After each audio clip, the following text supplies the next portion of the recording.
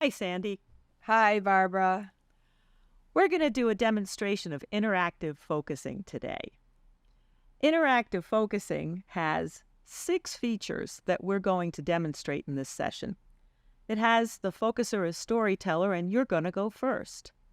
And after you tell your story, you'll do your felt sensing, and then we'll have the double empathic moment, and then we'll have the interactive response. Then we'll switch turns, and I'll become the storyteller, and I'll have my felt sensing time, and you'll give me a double empathic response. And then we'll do our relationship check. Okay? Yeah, looking forward to it. Great. So I'm going to give you a signal at 3 minutes, about halfway through your time. And so please take your time, go inside, and tell your story. All right. So, what's really here for me today is I had this very good flow day yesterday, and I'm wondering like how I can bring that more into my regular work days. So yesterday, I found that I was able to do, for instance, movement.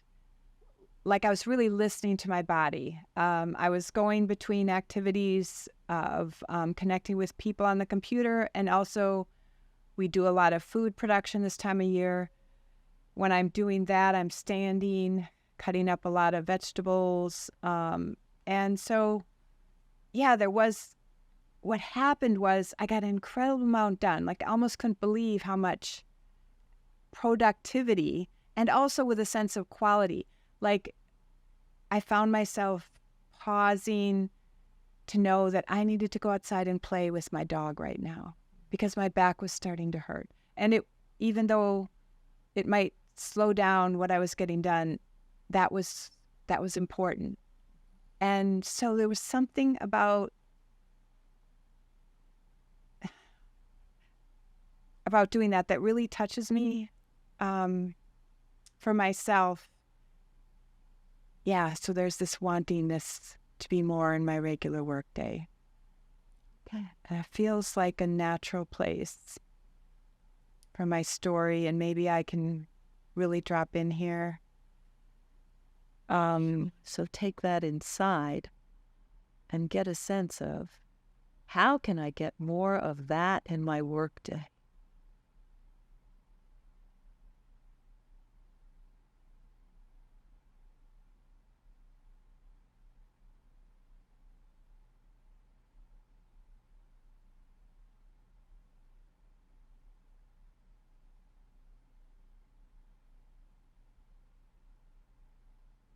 So it's funny, at first the felt sense kind of peeked around the corner, and then it just kind of, there's a lot of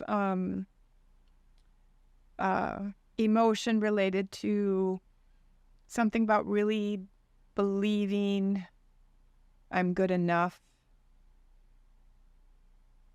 Believing I'm good enough.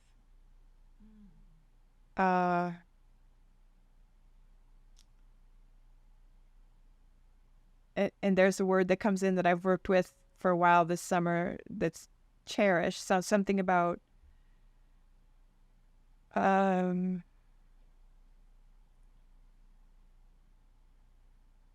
cherishing connection. And that again, that I can really see how it happened yesterday. Like when I was online, with a student, like I was really feeling connected. And even like I had this sense of appreciation for growing, the vegetables and how we'd planted them. And like I'd been through a whole journey with them. And here they were now, like the fruit, and going to nourish my body, like that somehow the cycle was continuing. And yeah, so maybe a reflection.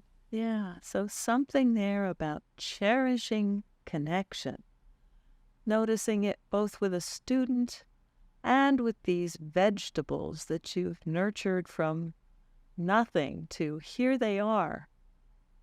And your time signal went by when you started your felt sensing. I didn't want to interrupt. So just keep going. You have a couple of minutes. Yeah, one thing that I'm just really feeling a sense of openness in my chest. My feet are like so grounded to the ground. And I'm really, what's coming is almost like if I look for it, my environment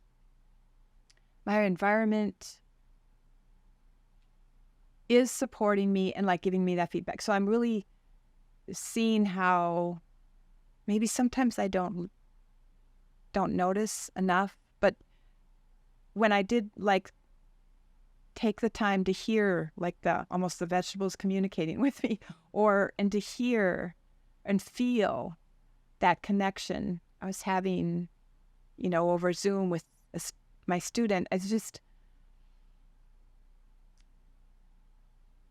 just propels the next moment, something like that. So propel is, okay, and I'm feeling this.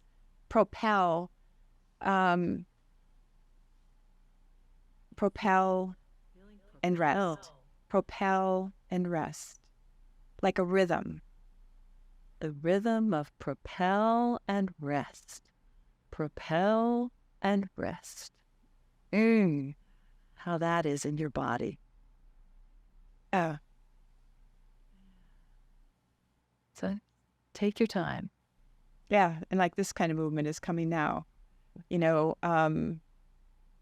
Like a rocking movement. Yeah, because it just naturally, I go forward when I pause here to kind of rest into that I'm good enough. Good enough. And it's interesting. I'm just noticing how like I'm in my spine then too. But yeah. And that's a signal. You're noticing how you're in your spine, that sort of motion forward and back, propel and rest, and bringing that into your working days. Yeah. And so just notice if that feels complete and you've come to a resting place, but take your time. Yeah, there is a sense, it feels really good. Like I can feel my spine is activated right now. Like how that, so thank you. Wonderful. Thank you. So we're going to move into the double empathic moment now. And that goes like this. I'm going to go inside and see if I can capture the essence of how that was for you with my body sense until a symbol forms that I can give you. And while I do that, please take the time to be gentle with yourself. Okay?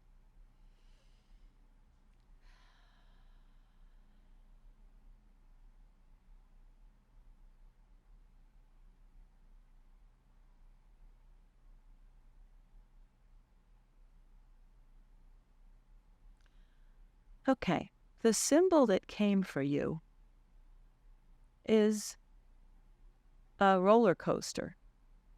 And there you are in the roller coaster car, and it goes up, and it goes up slowly.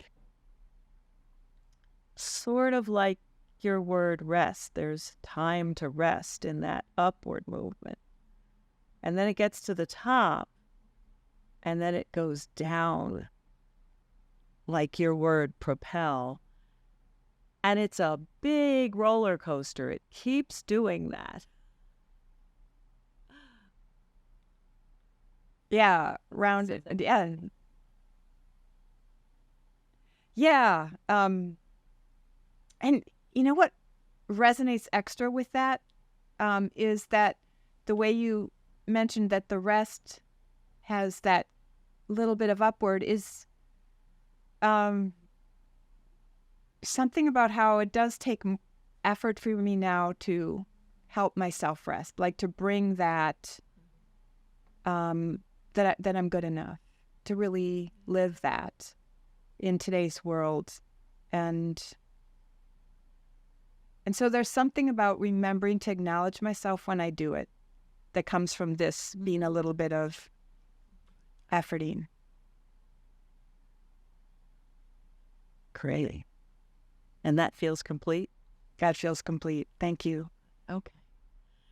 The next thing in interactive focusing is what's called the interactive response. And that's where the second storyteller, that would be me, takes in your session, how that was for you, and sees what's touched inside of me, and then proceed with my turn. So I will take a moment to do that interactive response. And then if you'll do the same for me, 3 minutes and 3 minutes, that would be great. So let me see. I definitely resonate with the self-care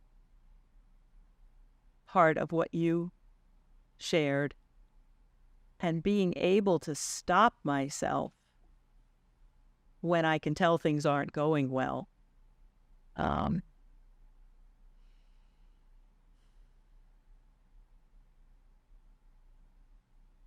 Yeah, okay. Let me try telling this story and see what comes. All right.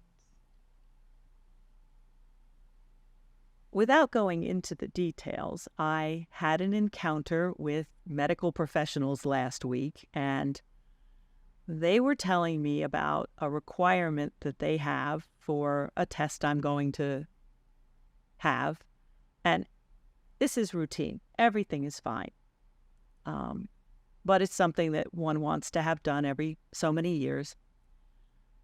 And their requirement has to do with having someone to pick me up when the test is over. And they say it has to be a friend or family member. And I said to them, but what if I don't have a friend or a family member that's available to do that on that day at that time? And again, without going into the details, what ensued was not pleasant, and it amounted to them telling me to say one thing when I meant another. And I was very uncomfortable with that. And it set in motion some anxiety that I am now, several days later, still managing. How am I going to solve this problem? And my imagination tends to run away with me. It goes down these pathways of, well, what if that happens? And what if that happens? And I want to be able to bring self-care and my strategizing skills and something to connect myself better with my own body. So today, I realized that I noticed the anxious building up, getting bigger until it was almost as big as me. And it happened, I was out walking the dogs. So I'm going to go inside and get a felt sense of that whole thing and see what comes. But I just want to check, is there a little bit more to the story?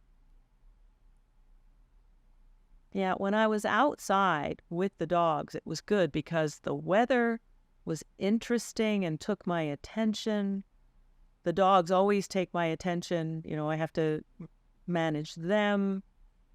And I started to concentrate on my feet and my legs and just the movement of walking, and not using that to sort of, it was almost like putting some kind of a little fence around the worried area. And yeah, it's almost like I can see a horse in that little fenced area and he's shaking his head because he's worried about something. But yeah, so let me take that inside. And I'm noticing already that there's something between my shoulders that kind of hurts when I talk about that. And when I sit a little straighter, it stops hurting. So there's definitely some sensations to this. Would you like to reflect some part of that, whatever? Yeah. So you're aware that there's something about this held in your shoulders. That's important to hear. Held. Yeah, it's like there's something sort of gripping, tight, and won't let go, and really wants my attention.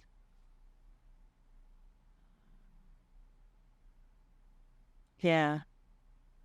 Yeah, it's a difficult situation, and the thing that's coming up inside is it's angry. It's saying it's really pretty angry. It's saying, how dare they tell me I have to have, something in me that doesn't want to be dictated to. Yeah, so that's here, right? Something in you that's really angry that, right, they're dictating to you. And then it sounds like, again, there's maybe not space for you to be seen. Not space, not space. That's so important. That's it. Exactly. There's no space in what they're saying for a person like me. There's no space for me because I'm a person, I don't have someone that fits their definitions. And they were so adamant about their definitions. And I said to them, well, what if you don't have such a person? And all they were able to say to me was, yeah, you should see some of these really old people. They don't have anybody. That was not helpful. That wasn't helping me. That wasn't helpful. Yeah. So I need space for me. Yeah, you're really understanding. You need space, right, for your situation, for you. And in this being heard and being reflected, I need somebody to hear me, to reflect, to let me know that they understand that there's got to be a way through this. That it's not just about repeating this thing they understand to be the rule. They're not the people that are going to hear me. I don't know who that is, but I want to be heard. I want space for me, for my circumstances. And I want kindness. Yeah, something inside just stood right up and said, how about if people could be kind about this? Yeah, they weren't kind. Yeah. Yeah. Yeah, you're really getting, right, kindness would make a big difference. And so, man, be looking, right, for a gentle. Yeah, thank you. That's the perfect place to bring this to a close. I want space for me. I want to be heard. I want understanding, and I want kindness. Yeah, and I'll figure out how to get them. Okay, I'm opening my eyes now. Thank you. All right. Beautiful. Yeah, so I'll pause to go in and find my double empathic moment with you. And yeah, please take some time to be gentle with yourself while I do this.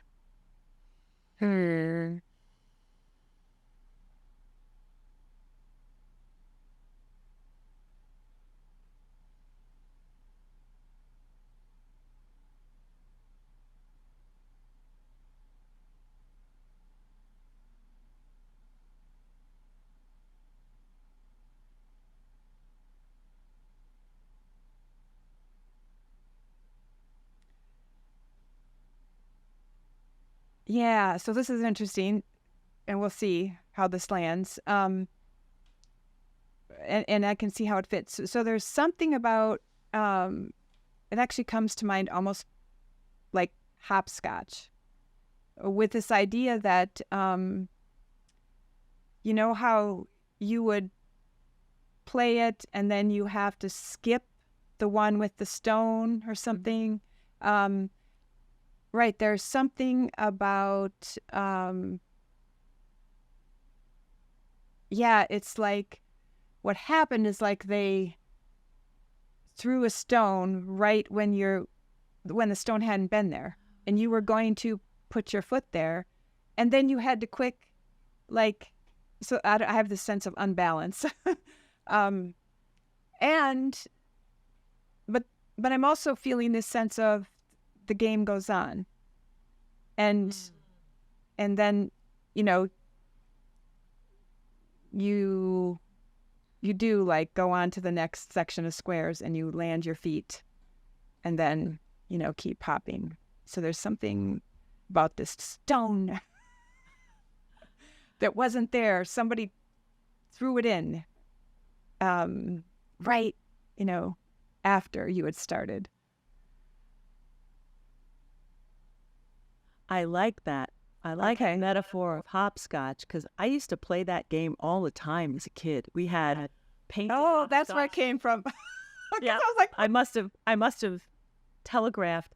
We had painted permanent hopscotch boards on our playgrounds at school, and then we would draw them on the sidewalks. And the, we always had a lot of rules about you have to draw the squares a certain way, and the number has to be this size. And everybody really got into creating their hopscotch boards, and then we were all pretty good at it. I don't remember that there was anything about winning or losing, but the idea that someone would put a stone on a square after you started would be an outrage. That would be against the rules. You can't do that. And I can just see these little kids jumping up and down saying, you can't do that. That's not right. And it really touched me about that would be unkind to do something like that. And it really touched that part of me that realized that I was in a situation where people were not being kind. And so, yeah, that hopscotch. I like the hopscotch because you kind of play it with other kids and you play it alone. You know, you can just hop the board. your board. And yeah. So thank you for that. That gave some space inside to bring in something from childhood. So something fun, but also something meaningful to the space. Okay, so that completes 2 storytellers' turns. We had our double empathic moments. We had our interactive response in between. And we're almost finished, but it's time for our relationship check. And the way that goes is the first storyteller starts and says, how are you now compared to how you were when you started this session? And then, how are you with your companion? And you can do it in comparison to how you were at the beginning, or you can just do it with how you are now. And there's one nice feature that you can do it from the perspective of starting out with, what do I admire about the other person? But you can really say anything you want. Okay. So, how am I with myself? There's a more playfulness, lightness, um, yeah, just and I'm connected to with my spine too. I think just a sense of, you know, confidence, um, and and uh, and now I'm gonna kind of move toward the how am I with you, because that's what's coming to me is yeah, a sense of gratitude, and magic almost, because just the how the double empathic moments are such a treasure. There's and so that's touching me right now, almost with the little tears. How much I really appreciate your like diving in with me. That's something like that. Yeah. Thank you. And so, yeah. I invite you too. Okay. So how am I now? Um, that feeling of anxious this morning, it was pretty bad. I was out there, I was in the world and I was feeling pretty bad. But I was able to do something about it. And then being able to tell that story here, it's an important story. I feel relief. I feel a lot less anxious. I feel determined. There's something I can do about this. Between you and me, very similar check in. I'm so grateful that we are able to be here in this space and share this method with each other, and your willingness, even eagerness to be a part of interactive focusing means so much to me. I don't even have words for it. And I so admire that in you, that you're enthusiastic about this and you're also really good at it. So thank you. So this brings our demonstration to a close, and we look forward to what comes next. Yeah, thank you everyone for being here. We hope to actually meet you in person somewhere.